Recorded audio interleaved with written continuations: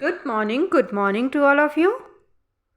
Welcome to all in my class. Friend, this is Archana Economica, जो provide कराता है economics, home science and general studies related all the content completely free of cost. Friend, अभी हमारा practice का ही session चल रहा है. Okay and हमने पुष्प सज्जा राइट उसके क्वेश्चन स्टार्ट किए थे और आगे जो भी हमारा होगा मतलब वो उसी प्रैक्टिस सेट ही हमारा चल रहा है. ये प्रैक्टिस कंप्लीट होने के बाद next video I will try कि हम 11th क्लास का मतलब थेरी कुछ चैप्टर वाइज कुछ टॉपिक्स थे राइट. और फर्स्ट ऑफ ऑल अगर आप चैनल पे नए हैं तो please subscribe the channel and video को लाइक कर दीजिए, फ्रेंड्स में शेयर कर दीजिए. ऑलराइट, एंड आपके जो भी सजेशंस हैं आप कमेंट बॉक्स में डालिए. एंड हमारे पेड बैच स्टार्ट हो चुके हैं. TGT PGT home science, TGT PGT economics and CTET examination, ठीक है ना. तो बेटा if you are interested to join the classes right then kindly let me know. हम आपको अपनी क्लास में ऐड कर लेंगे right. And so dear all, it was all about these things and without wasting our time let's start. चलिए,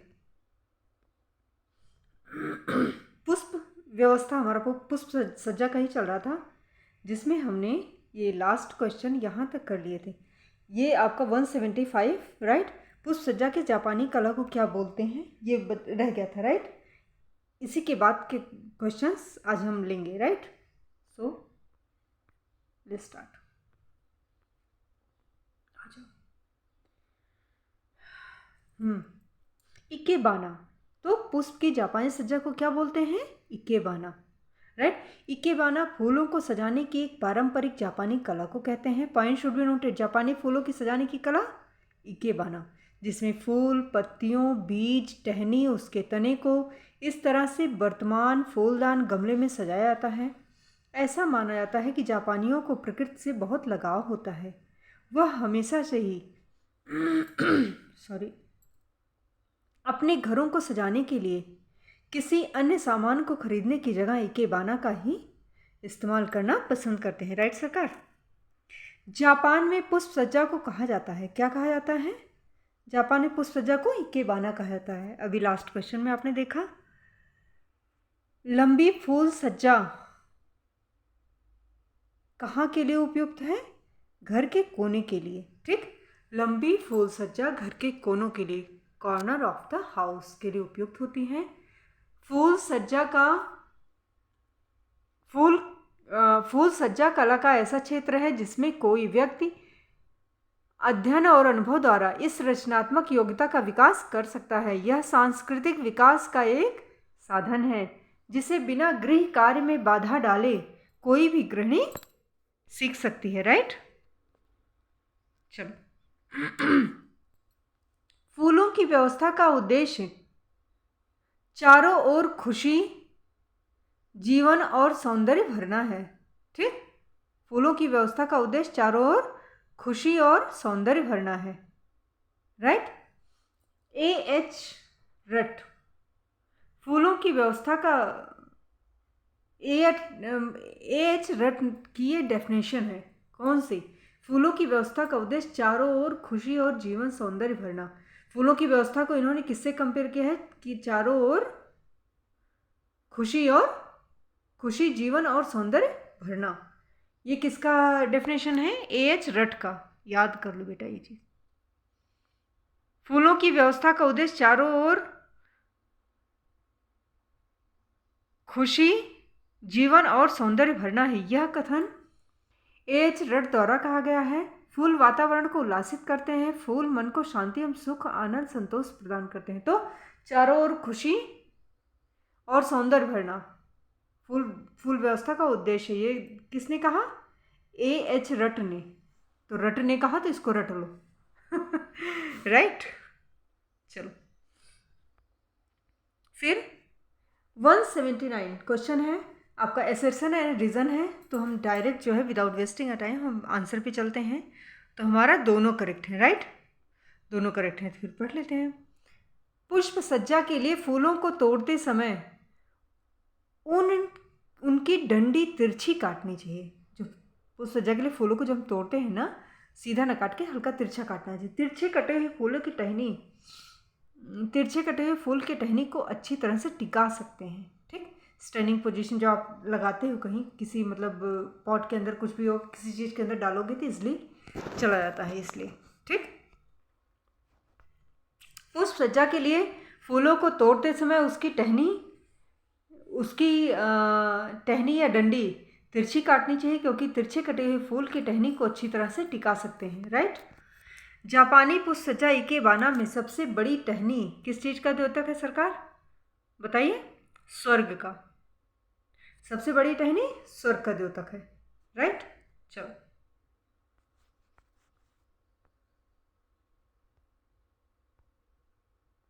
ikebana एक उदाहरण है, कई बार हो चुका है क्वेश्चन, आप बताइए।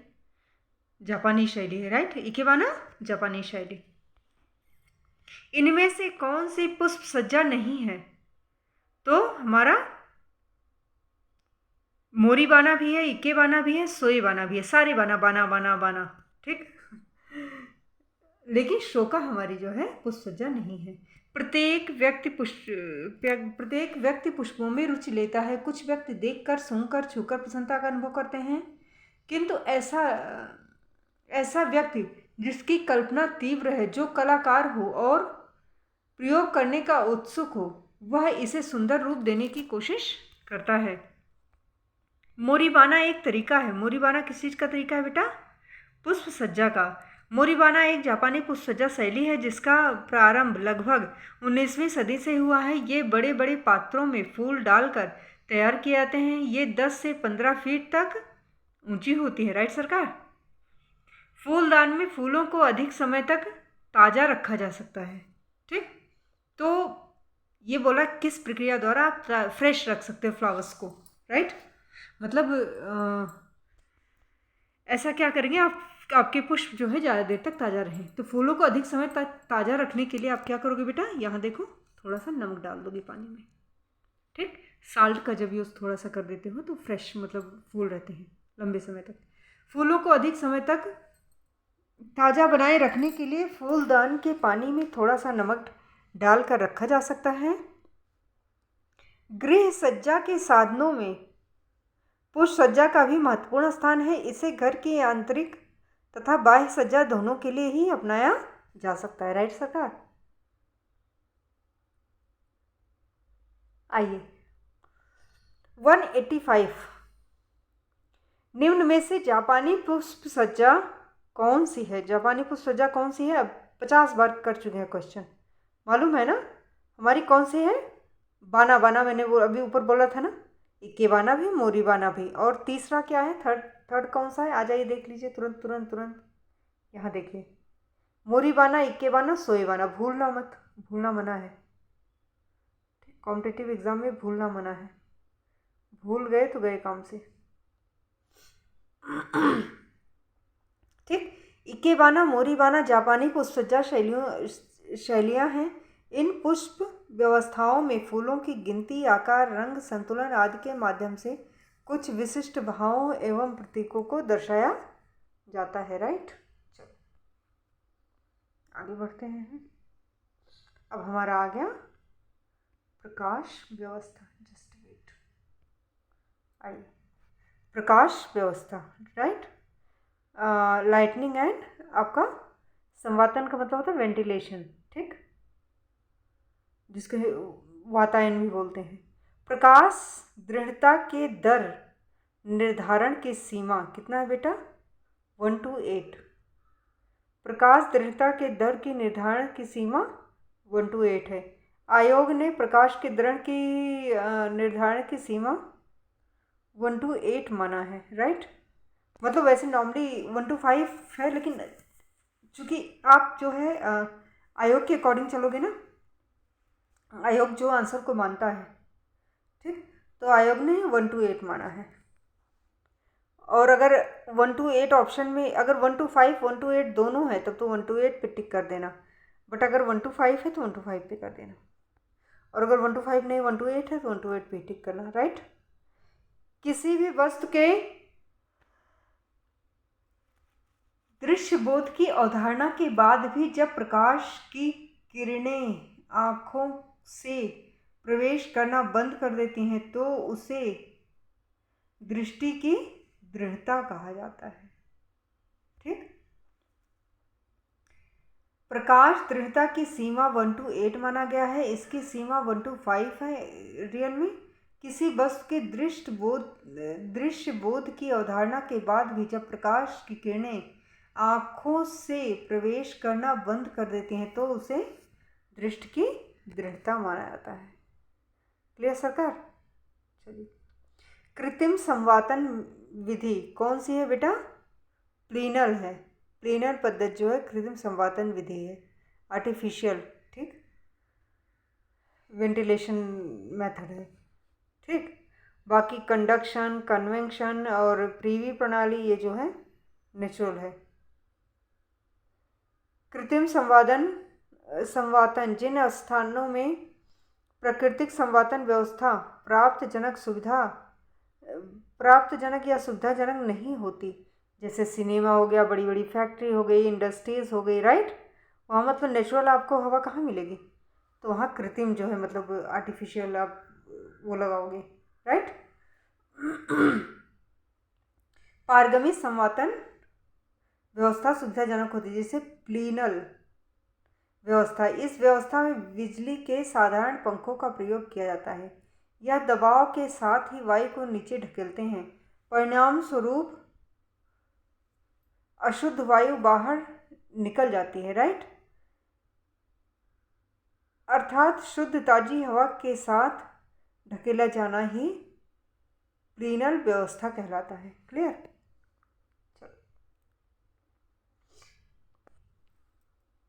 Assertion and reason, right. पहले आंसर पे सीधे आते हैं, हमारा दोनों ही करेक्ट है। ठीक, अप्रत्यक्ष प्रकाश सामान्य रोशनी के लिए आदर्शपूर्ण है। यह प्रकाश छत की ओर निर्देशित होकर कमरे में वापस प्रतिबिंबित होता है। ठीक है ना? तो अप्रत्यक्ष प्रकाश सामान्य रोशनी के लिए आदर्शपूर्ण है क्योंकि यह प्रकाश छत की ओर निर्देशित होकर कमरे में वापस प्रतिबिंबित होता है। ठीक, नेक्स्ट क्वेश्चन हमारा है, अप्रत्यक्ष चकाचौंध एक सतह से आंखों में परावर्तित होती है, जैसे किसी कार की हेडलाइट आपके पीछे देखने वाले शीशे में। इस अवस्था को रोकने के लिए निम्न विकल्पों को चुनिए, मतलब निम्न विकल्पों में से चुनिए कौन सा विकल्प सही है, राइट। तो अब चॉइस कीजिए, आंसर पे चलते हैं, करेक्ट आंसर पे। जस्ट वेट, हाँ, आइए। अप्रत्यक्ष चकाचौंध एक सतह से आंखों में परावर्तित होती है, ठीक, जैसे किसी कार की हेडलाइट आपके पीछे देखने वाले शीशे में। ठीक है ना, मतलब जो कार में जो हेडलाइट लगा होता है वो पीछे की सारी चीज़ें दिखाता है ना आपको, यही बोल रहा है। ठीक है ना, पीछे देखने वाले शीशे में, राइट। इस अवस्था को रोकने के लिए कौन से विकल्प में का चुनाव किया जाता है? अप्रत्यक्ष प्रकाश स्रोत का कोण बदलना, शील्ड का प्रयोग करना, परावर्तक सतहों के आसपास रणनीतिक रूप से हुड या वाइजर रखा जाना। क्लियर? समझ में आया बेटा? नीचे दो कथन दिए गए हैं, फिर वो असर्शन एंड रीजन, राइट। अब देखिए कौन सा है, आंसर पे हम चलते हैं। तो हमारा फर्स्ट करेक्ट है, तो फर्स्ट पे हम फोकस करते हैं। रॉन्ग की तरफ फोकस मत करना, हमेशा याद रखना, जो चीज़ आप फोकस करते हो वही बढ़ती है। अगर नेगेटिव, जैसे कोई चीज़ गलत है, गलत को मत कोशिश करो ऐसे, मतलब अगर आपको पता है तब तो ठीक है, नहीं पता है तो रॉन्ग को मत पढ़ो, करेक्ट पढ़ो। करेक्ट पढ़ोगे तो आपको एग्जामिनेशन हॉल में रिकॉल होगा। रॉन्ग पढ़ लिया, यहाँ तो आप सोचोगे हाँ ये वाला रॉन्ग है, पढ़ भी लिया, तो एग्ज़ाम में अगर क्वेश्चन आ गया और एज इट इज़ आ गया तो आप सोचोगे ये तो मैंने पढ़ा था, इसका मतलब ये सही है, वहाँ आपका गड़बड़ हो जाएगा। प्रकाश की व्यवस्था अवश्य ही रोचक और सौंदर्य अभिरुचि को तृप्त करने वाली होनी चाहिए। प्रकाश व्यवस्था अवश्य ही रोचक और सौंदर्य की अभिरुचि को तृप्त करने वाली होनी चाहिए। भाई नेचुरल सी बात है ना, ठीक।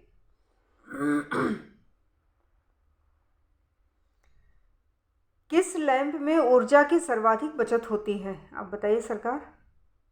तो हमारा प्रकाश उत्सर्जी diode lamp, light emitting diode lamp, इसमें जो है ऊर्जा की सर्वाधिक बचत होती है।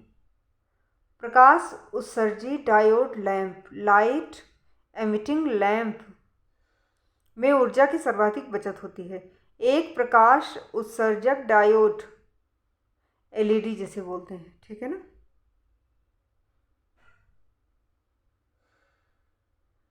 एक अर्धचालक प्रकाश स्रोत है जो प्रकाश का उत्सर्जन करता है। जब इसके माध्यम से प्रवाह होता है तो सेमीकंडक्टर में इलेक्ट्रॉन छेद के साथ पुनर्संयोजन करते हैं, ऊर्जा को फोटॉन के रूप में जारी करते हैं।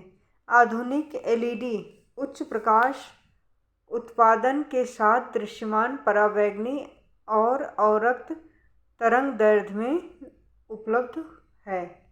करेक्ट। Assertion and reason. अब देखिए इसमें क्वेश्चन कौन सा सही है आपका, दोनों रॉन्ग है यूजीसी के अनुसार। नेटवर्क मतलब आपका जो प्रैक्टिस करा रही हूँ ना, हल्के में मत लेना, बहुत ही हाई लेवल की प्रैक्टिस हो रही है, और अगर ईमानदारी से मतलब कर लिया तो बेड़ा पार। चलो बाकी देखो, कर्म करना हमारा मतलब ड्यूटी है, राइट। बाकी ये तो भगवान श्री कृष्ण ने भी बोला है, कर्मण्येवाधिकार रस्ते, है ना, माँ फलेषु कदाचन, राइट। जो हमारे हाथ में है वो हमें पता है, वो हमने करना है ईमानदारी से, बाकी देखा जाएगा, है ना। चलो, कृत्रिम वायु आवागमन अधिकतर, ठीक है ना, डैश जैसे स्थानों पर पाया था। कृत्रिम, अभी मैंने बताया आपको, कृत्रिम कहाँ कहाँ पाया जाता है भैया, सिनेमा घर हो गए आपके, ठीक है ना। कृत्रिम वायु आवागमन अधिकतर सिनेमा घर जैसे स्थानों पर पाया जाता है, राइट। कृत्रिम, और आपके कौन से हो गए, सिनेमा घर हो गया, और आपका कौन सा हो गया, सार्वजनिक हॉल हो गया, ठीक, सार्वजनिक हॉल हो गया। और आपका क्या हो गया बेटा, आपका बस अड्डा हो गया, ठीक। तो आपका सार्वजनिक हॉल हो गया, कहीं आप जा रहे हो, कोई कॉन्फ्रेंस है, कोई मीटिंग है, कुछ भी है, ठीक है ना, जो सार्वजनिक हॉल है वहाँ कृत्रिम उसका व्यवस्था किया जाता है आवागमन का, वेंटिलेशन का। सिनेमा में जो आप मूवी वगैरह देखने जाते हो, राइट, और आपका बस अड्डे पर, करेक्ट। कृत्रिम वायु आवागमन अधिकतर सार्वजनिक हॉल, सिनेमा, कारखाना, बस अड्डे जैसे स्थानों पर पाया जाता है, राइट सरकार।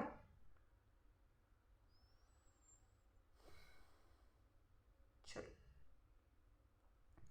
कृत्रिम वायु आवागमन का प्रकार है तो कौन सा है बेटा, आपका एग्जॉस्ट वेंटिलेशन, वातानुकूलन, संतुलित वायु आवागमन, ठीक, तीनों है। एग्जॉस्ट आपका लगाते हो ना, एग्जॉस्ट वेंटिलेशन, वो भी कृत्रिम है, आर्टिफिशियल है। वातानुकूलन एसी वगैरह लगाते हो, वो भी आपका यही है। संतुलित वायु आवागमन ये भी है, राइट। तो एग्जॉस्ट वेंटिलेशन, वातानुकूलन, संतुलित वायु आवागमन आदि कृत्रिम वायु आवागमन का प्रकार है, टाइप ऑफ आर्टिफिशियल वेंटिलेशन, ठीक। किसी आवासीय स्थल से अशुद्ध वायु के निष्कासन तथा बाहर से शुद्ध वायु के समुचित आवागमन की समुचित व्यवस्था का ही नाम संवातन है। क्लियर? चलिए देखिए, इसमें बोल रहा है बल्ब टेबल लैंप में प्रयुक्त हो। टेबल लैंप में कौन सा बल्ब प्रयुक्त होता है? ताप दीप्ति बल्ब। याद कर लो, ताप दीप्ति बल्ब टेबल लैंप में प्रयुक्त होता है। व्यवहार परिवर्तन में उपयोग की गई तकनीकें जो एक विशेष प्रतिक्रिया पर संभाव्य सुदृढ़ीकरण में शामिल हैं, कौन सी है बेटा? ऑपरेंट कंडीशन, ठीक है ना। ऑपरेंट कंडीशन व्यवहार परिवर्तन में उपयोग की गई तकनीकें हैं जो विशेष प्रतिक्रिया पर संभाव्य सुदृढ़ीकरण में शामिल है। जब आप सीटेट वगैरह के एग्जाम की तैयारी करते हो, ऑपरेंट कंडीशन एक थ्योरी आता है, राइट, लर्निंग का, ठीक। अधिगम का सिद्धांत में आपका एक थ्योरी आया। आप बताइए ऑपरेंट कंडीशनिंग थियरी किसने दी है? थोड़ा आप जाइए, साइको पढ़ा होगा आपने, साइकोलॉजी, ठीक। अब देखिए, मैंने भी आपको, हाँ बेटा ये भी याद रखो, मैंने आप होम साइंस का सीरीज चल रहा है, यहाँ तो साइकोलॉजी आपको दे ही दिया है मैंने। उसके पहले भी साइकोलॉजी मतलब मैं अच्छे से मैंने पढ़ाया हुआ है, ठीक, एकदम थ्योरी। तो आप प्लीज़ जाइए उसको देखिए, सारे थ्योरी क्लियर हैं आपके। अगर आप सीटेट वगैरह की तैयारी कर रहे हो तो आपको मजबूती अच्छे से मिलेगी। चलो, ऑपरेंट कंडीशनिंग व्यवहार परिवर्तन में उपयोग की गई तकनीकें जो एक विशेष प्रतिक्रिया पर संभाव्य सुदृढ़ीकरण में शामिल हैं, राइट। दो आपके लिस्ट हैं, राइट, इन्हें आपने मैच करना है। आइए सरकार, देखो बेटा,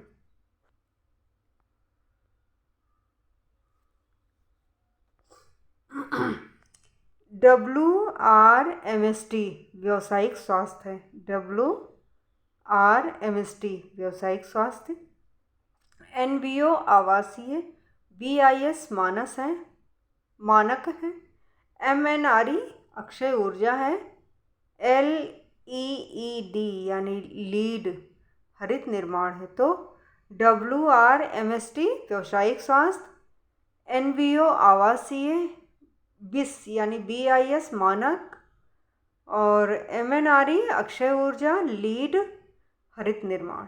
क्लियर? अब ये आपका असर्शन एंड रीजन, तो हमारा दोनों करेक्ट है। सौर ऊर्जा को अनविकासीय ऊर्जा कहा जाता है, ठीक, क्योंकि यह वो ऊर्जा है जिसका संरक्षण काले रंग के यंत्र का इस्तेमाल करके किया जा सकता है, राइट। सो बेटा, सौर ऊर्जा को अनविकासीय ऊर्जा कहा जाता है क्योंकि यह वो ऊर्जा है जिसका संरक्षण काले रंग के यंत्र का इस्तेमाल करके किया जा सकता है। स्वच्छ हवा कमरे में प्रवेश करती है, बताइए किसके द्वारा करती है? तो हमारी खिड़की और रोशनदान जो होती है, विंडोज़ वगैरह इसलिए लगाया जाता है, ठीक, खिड़कियों और रोशनदान से हमारी जो है ये एंट्री करती है स्वच्छ हवा। क्लियर? चलो, दो लिस्ट हैं, इनको आपको मैच करना है। सो ये बचपन से पढ़ रहे हो ये चीज़ें, ठीक है ना, साइंस में आपने बचपन से पढ़े रहे हैं। कहीं भी छोटा सा भी अगर जीके और जीएस का, जीके का कोई भी जीके की जो पतली बुक आती है अरिहंत वगैरह की, उसमें भी ऐसे रखे हुए दिए हुए हैं। तो विद्युत ऊर्जा किलोवाट, विद्युत प्रवाह एम्पियर, अवरोध ओम, हॉर्स पावर 746 वाट। खिड़कियों की दिशा का महत्व सबको मालूम है, खिड़की किस लिए होती है भैया, मालूम है ना, अभी ऊपर पढ़ा भी आपने, ठीक है ना। चलिए हम नेक्स्ट पेज पे चलते हैं, और करेक्ट आंसर आई होप आपने टिक कर लिए होंगे अपने माइंड में। चलो, खिड़कियों की दिशा का महत्व हवा और रोशनी के लिए होता है, राइट। रोशनदान दीवार के ऊपरी भाग में स्थित होता है क्योंकि अशुद्ध वायु शुद्ध वायु की अपेक्षा भारी होती है। दूसरा है अशुद्ध वायु शुद्ध से हल्की होती है। इन्हीं में बता दो ऑप्शंस आपका। तो रोशनदान दीवार की ऊपरी भाग में स्थित होता है। ठीक, क्यों होता है? क्योंकि आपकी जो गर्म हवा होती है ना, वो क्या होती है? हल्की होती है। जो हम कार्बन डाइऑक्साइड में अशुद्ध हवा निकालते हैं वो हल्की होती है। तो हल्की होगी तो ऊपर जाएगी, तो नीचे से ठंडी हवा आ रही है भारी, वो और गर्म हवा ऊपर चली गई तो रोशनदान के माध्यम से वो निकल जाता है। एग्जॉस्ट फैन इसीलिए लगाया जाता है ना ऊपर। ठीक, हमारे घरों में दीवारों में रोशनदान ऊपर होते हैं ताकि हमें शुद्ध वायु मिल सके, क्योंकि अशुद्ध वायु हल्की होकर ऊपर उठ जाती है और शुद्ध वायु भारी होती है, वह नीचे बैठ जाती है और अशुद्ध वायु रोशनदान के द्वारा बाहर निकल जाती है। क्लियर सरकार? संवातन के लिए आवश्यक है, तो क्या क्या आवश्यक है? खिड़की दरवाजे, वेंटिलेटरों की पर्याप्त संख्या, ठीक, राइट, घर का बड़ा होना, ठीक, हरे वृक्ष, उपरोक्त सभी सब कुछ जरूरी है।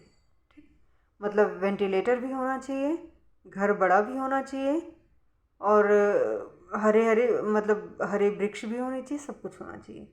किसी स्थान से गंदी वायु निकालकर वहाँ स्वच्छ वायु पहुँचाना संवातन कहलाता है। संवातन के लिए खिड़कियों, दरवाजों और वेंटिलेटरों की पर्याप्त संख्या, घर का बड़ा व पर्याप्त आकार होना तथा पर्याप्त मात्रा में हरे वृक्षों का होना नितांत आवश्यक है।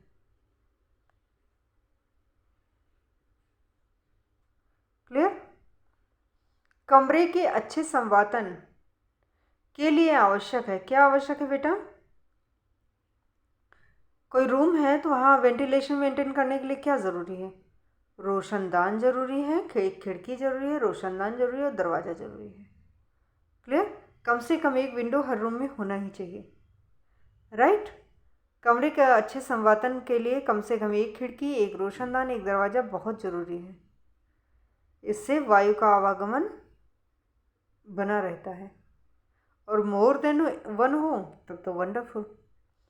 गृह सज्जा में रट महोदय ने, रट का डेफिनेशन अभी हमने पढ़ा था लास्ट पेज पे ना, तो रट के डेफिनेशन को रट लेना, राइट? चलो, गृह सज्जा में रट महोदय ने कला का मूल तत्व बोल रहे हैं नहीं बताया। किस चीज़ को नहीं बताया इन्होंने? तो इन्होंने नहीं बताया को बाद में हम देखेंगे। बताया किसको? रेखा, स्वरूप, स्पर्श को बताया, राइट? तो रट महोदय ने कला के मूल तत्व के रूप में रेखा, स्वरूप और स्पर्श को बताया, जबकि प्रकाश को इसमें शामिल नहीं किया गया। माध्यम प्रकाश से भवन में उत्पन्न नहीं होते। क्या उत्पन्न नहीं होते बेटा? देखिए और करेक्ट आंसर दीजिए। आइए, प्रकाश के माध्यम से भवन को सजाया जाता है, किंतु यदि माध्यम प्रकाश है तो भवन के साज सज्जा में सौंदर्यवर्धन पर्याप्त मात्रा में नहीं किया जा सकता, राइट? बैठक और पढ़ने के कमरे में कितने वाट का बल्ब लगाना चाहिए? तो बताइए सरकार, कितने वाट का बल्ब लगाना चाहिए? 100 वाट का। बैठक और पढ़ने के कमरे में 100 वाट का बल्ब लगाना चाहिए। इससे पढ़ने में आसानी होती है, पर्याप्त मात्रा में रोशनी मिलती है। 100 वाट के बल्ब कमरे में लगाने से रोशनी होगी, लेकिन पढ़ने में आँख पर दबाव पड़ेगा, अतः 100 वाट बेहतर होता है। ठीक, 100 वाट का बल्ब लगाना चाहिए। ठीक, 60 वाट का लगाओगे तो दिखेगा तो, लेकिन बस वही ना, दबाव ज़्यादा पड़ेगा। संवातन क्या है? कई क्वेश्चंस आप कर चुके हैं। संवातन क्या है बेटा? तो आपका संवातन शुद्ध वायु का प्रवेश, अशुद्ध वायु का निष्कासन, हल्की वायु का ऊपर उठना, भारी वायु का नीचे आना दोनों है। ठीक, संवातन शुद्ध वायु का प्रवेश, अशुद्ध वायु का निष्कासन अर्थात शुद्ध वायु के आवागमन की व्यवस्था, ठीक, को संवातन कहते हैं। हल्की वायु का ऊपर उठना और भारी वायु का नीचे आना। वायु का ताप बढ़ने पर यह हल्की हो जाती है। ठीक, प्राकृतिक संवातन के अंतर्गत आता है, क्या आता है बेटा? संवहन धाराएं आती हैं। प्राकृतिक संवातन में संवहन धाराएं आती हैं। प्राकृतिक संवातन के अंतर्गत संवहन धाराएं आती हैं। किसी स्थान पर वायु के आने जाने विस्तृत होने की क्रिया को ही संवातन कहते हैं। स्वास्थ्य सुविधा के लिए संवातन अनिवार्य है। संवातन की व्यवस्था दो प्रकार के साधनों से होती है। प्राकृतिक साधन, प्राकृतिक संवातन जैसे एग्जॉस्ट फैन, एसी, ये सारी चीज, सॉरी दिमाग मेरा पगला गया एकदम, I am really sorry, extremely sorry, पूरा उल्टा देखो, संवातन व्यवस्था दो प्रकार की होती है, एक नेचुरल होती है, एक आर्टिफिशियल होती है। नेचुरल जो प्राकृतिक होती है, जो फूल पौधे पेड़ पौधों से हमें मिल रहा है, नेचुरल, खिड़कियाँ खोल दिया, नेचुरल जो हवा आ रही है, ठीक है ना, रोशनदान लगा दिया जो बाहर जा रही है, ठीक है ना, ये हमारा नेचुरल हमारा संवातन हो गया। ठीक, एक्सट्रीमली सॉरी जो मैंने बोल दिया ऐसी, दिमाग कभी कभी होता है कहीं, मतलब ठीक है, हो गया, चलता है, चलो। और कृत्रिम आर्टिफिशियल संवातन क्या होता है हमारा? वेंटिलेशन क्या होता है हमारा? एग्जॉस्ट फैन लगा दिया तो वो गर्म हवा को खींच के बाहर खींच लिया। ठीक, एसी हमने लगा दिया तो हमारा आर्टिफिशियल हो गया। क्लियर? चलो, निम्न में से कौन सी सूचना प्रौद्योगिकी की शब्दावली नहीं है? तो कौन सी नहीं सरकार? अपलोड भी करते हैं तो ये हमारा जो है वही है, आईटी का ही है, राइट। साइबर स्पेस भी इसी का है, मॉडेम भी इसी का है, लेकिन हमारा प्रकाशीय भंडारण नहीं है। प्रकाशीय भंडारण सूचना प्रौद्योगिकी शब्दावली नहीं है। प्रकाशीय भंडारण श्रव्य और आंकड़ों का भंडारण है। इसे सीडी के रूप में भी जाना जाता है, राइट। क्लियर सरकार? हो गया हमारा अभी, चलो यहाँ तक तो हो गया, इसके बाद का हम करेंगे, राइट। क्लियर बच्चा? जस्ट मिनट, हाँ, 429, ठीक है। अभी इसके बाद मैं कोशिश करूँगी मेरे बच्चे कि आपको मैं वो दूँ, क्या बोलते हैं उसको, देखो यूथ कंपटीशन का है ये, ठीक, तो मैं प्रैक्टिस आपको करा रही हूँ और आप आंखें बंद करके ट्रस्ट करके कर सकते हो। ठीक, बैठे बैठे आराम से सॉल्व कर रहे हो आप। So dear all, it was about this video and next video पे आई विल ट्राई कि मैं आपको चैप्टर्स दूँ 11th क्लास का, ठीक। और जैसे ही मतलब अरेंजमेंट हो जाता है तो उसको मैं दूंगी। तब तक के लिए हंसते रहिए, मुस्कुराते रहिए। चैनल पे नए हैं तो please subscribe the channel guys and like the video, hit the bell icon and on the notification so that कोई भी नया वीडियो नया कंटेंट आता है तो आप तक इजली पहुंच सके, राइट। एंड आप जो है वीडियोस को शेयर कीजिए, अपने फ्रेंड्स में ले जाइए। अर्चना इकोनॉमिका एक ऐसा प्लेटफॉर्म है जो आपको प्रोवाइड कराता है economics, home science and general studies से related all the content completely free of cost. आपको किसी को भी एक चवन्नी भी देने की ज़रूरत नहीं है। बट डियर ऑल, हमारे paid batch, if you are interested to join the paid batch, तो क्लासेस हमारी 1 जून से स्टार्ट हो चुके हैं।